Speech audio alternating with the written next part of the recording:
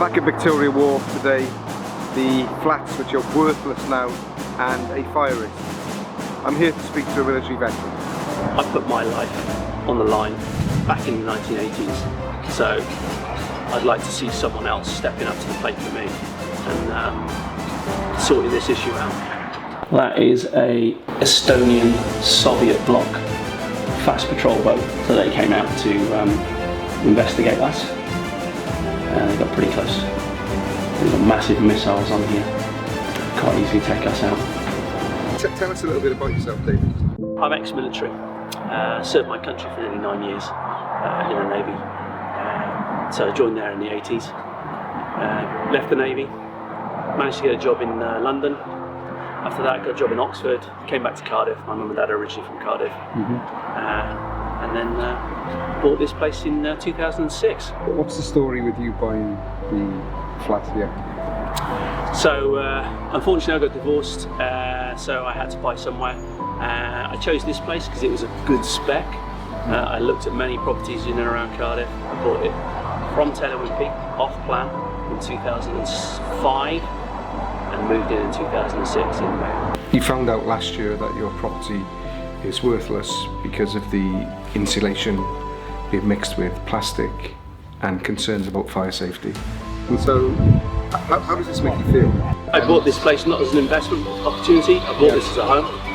So this is my future. So I'm looking at losing my future because if I don't pay these bills, according to the lease, you're out.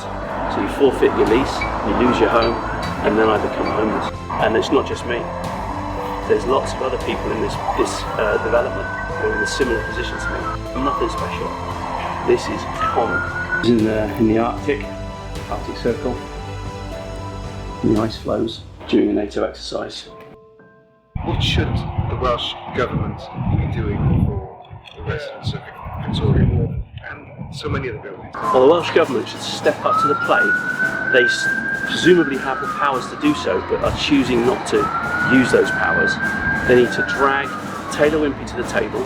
They need to drag Cardiff Council Building Control to the table, and they also need to drag First Port Management Company to the table as well, and sort it out between them, because none of these issues are at the feet of the residents.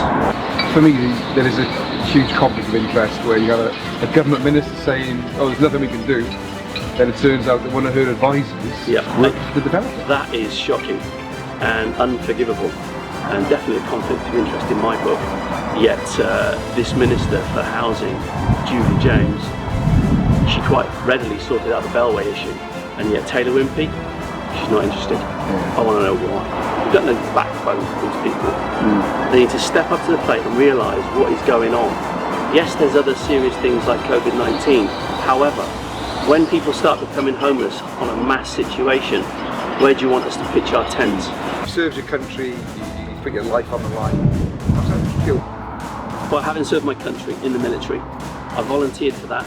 The military covenant, I know, covers a lot of things, but I think it should also cover this. So I put my life on the line back in the 1980s. So I'd like to see someone else stepping up to the plate for me and sorting this issue out like they should.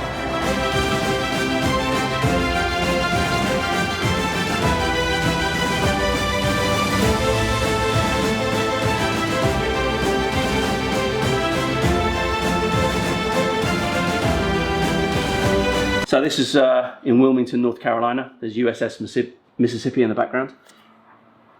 So as you can see, we haven't got a pennant number, which should be F-16. So we're just coming back from the Falkland Islands here.